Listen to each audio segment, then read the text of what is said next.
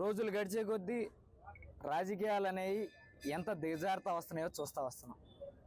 ఈరోజు ఇంకా దిగజారిపోయి దేవుణ్ణి కూడా రాజకీయాల్లో ఇన్వాల్వ్ చేస్తూ మతం కులం ఇవన్నీ తీసుకొచ్చి జనాల మధ్య స్నేహభావంతో కులం మతాన్ని మర్చి అందరూ ఉంటుంటే దాన్ని కూడా దిగజార్చే పరిస్థితి,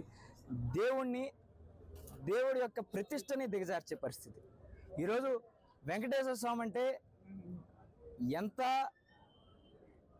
అంటే హిందువులందరూ ఎంత మనసుకి తీసుకుంటారో, తిరుపతిని ఎంత గొప్ప స్థలంగా భావిస్తారో, జీవితంలో ఒక్కసారి హిందూగా పుట్టిన ఎవరైనా జీవితంలో ఒక్కసారి తిరుపతి వెళ్ళి వస్తే చాలు మా జీవితానికి సార్థకత అయినట్టు అని భావించే స్థలాన్ని ఈరోజు మీ రాజకీయాల కోసం దిగజార్చే రాజకీయ నాయకులకి ఒకటే చెప్తున్నాం, మీరు చెప్పిందే తీసుకుందాం.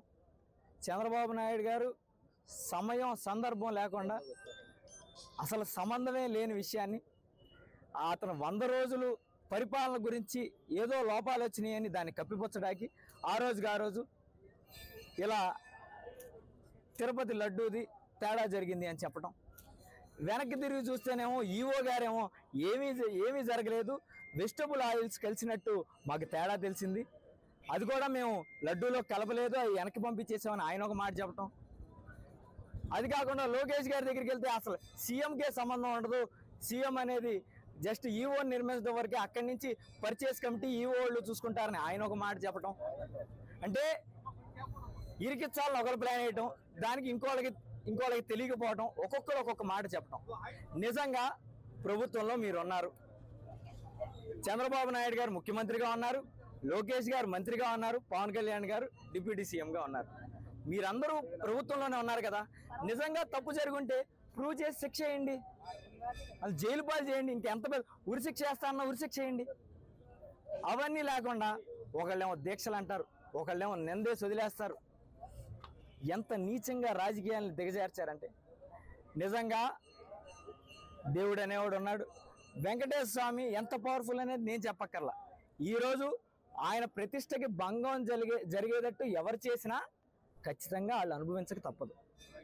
ఒకటే చెప్తున్నా, మీ స్వార్థం కోసం దేవుళ్ళని లాగి లేదా మతాలను లాగి రాజకీయాలను ఇంకా దిగజారిస్తే తప్పకుండా వెంకటేశ్వర స్వామి మీ అంతు తేలుస్తారని మీ అందరికీ చెప్తూ, స్వార్థ రాజకీయ నాయకులు చేసిన పాపం వెంకటేశ్వర స్వామి ప్రతిష్టని, వెంకటేశ్వర స్వామి ప్రసాదం లడ్డు ప్రతిష్టని దిగజార్చిన వెంకటేశ్వర స్వామి కోపం మాత్రం ఆంధ్రప్రదేశ్ రాష్ట్ర ప్రజల మీద పడకూడదని, ఎప్పుడు ఆయన చల్లగా చూసుకున్నట్టు ప్రజల్ని చల్లగా చూసుకోవాలని, ఎవరైతే ఆయన ప్రతిష్టకి భంగం కలిగించారో వాళ్ళకి మాత్రం తప్పకుండా శిక్ష వేయాలని వెంకటేశ్వర స్వామిని మేమందరం వేడుకోవడం జరిగింది.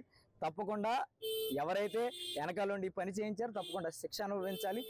మిగిలిన ప్రజలందరికీ, ఈ మీడియా వాళ్ళకి, రికార్డ్ చేస్తున్న వాళ్ళకి, వెనకాల వచ్చిన వాళ్ళకి వీటితో ఏం సంబంధం లేదు కాబట్టి వీళ్ళందరినీ చల్లగా చూడండి. వాళ్ళు ఏం వాగితే చూపించేవాళ్ళు మీడియా వాళ్ళు కాబట్టి వాళ్ళని ఏమి ఇబ్బంది పెట్టొద్దు, ఎవరిని ఇబ్బంది పెట్టొద్దు, అందరూ చల్లగా ఉండాలి.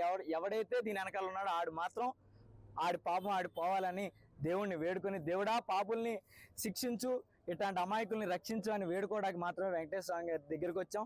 దీంట్లో రాజకీయం ఏం లేదు. అందరి తరపున ఎవరు ఇక్కడ పార్టీ కండువాలు ఏం కప్పుకోవాలా, అన్ని పార్టీల తరపున వచ్చాం. పాపం తెలుగుదేశం పార్టీల్లో కూడా అందరికీ సంబంధం లేదు, ఎవరైతే దీని వెనకాల ఉన్నారో వాళ్ళని మాత్రమే శిక్షించి, తెలుగుదేశం పార్టీ అందరిని కూడా శిక్షించమంటలా. వాళ్ళు పాపం తెలియని వాళ్ళు కూడా కొంతమంది ఉన్నారు. తెలిసి పాపం ఎవరు చేశారో తెలిసి కూడా మీడియా ముందుకు వచ్చి మాట్లాడుతూ ఉంటారు. చూడండి, పాపాన్ని కూడా ముందలు తీసుకెళ్ళేవాడు పాపం చేసినట్టు. కాబట్టి వాళ్ళందరినీ శిక్షించండి. ఎవరైతే ఏ పార్టీలో అయినా పాపాలు చేయని వాళ్ళు మాత్రం రక్షించడానికి కోరుకోవడానికి మాత్రమే వచ్చాం. వెంకటేశ్వర స్వామిని కోరుకోవడం కూడా జరిగింది. తప్పకుండా ఎవరైతే వెనకాల ఉన్నారో వాళ్ళందరూ శిక్ష అనుభవించాలని కోరుకుంటున్నాం. అలాగే ప్రజలందరూ సంతోషంగా ఉండాలి. ఈ 100 రోజులు నీచ పాలన తొందరగా వైదొలగాలని, తొందరగా ఎన్ని రోజుల్లో వైదొలితే అంత మంచిదని దేవుణ్ణి కోరుకుంటూ హిట్ టీవీ యాప్ ని డౌన్లోడ్ చేసుకోండి. ఇందులో short news, live news, entertainment movies అన్ని అవైలబుల్ గా ఉన్నాయి. Please download hit TV app. Hit TV app ని ఫ్రీగా డౌన్లోడ్ చేసుకోండి.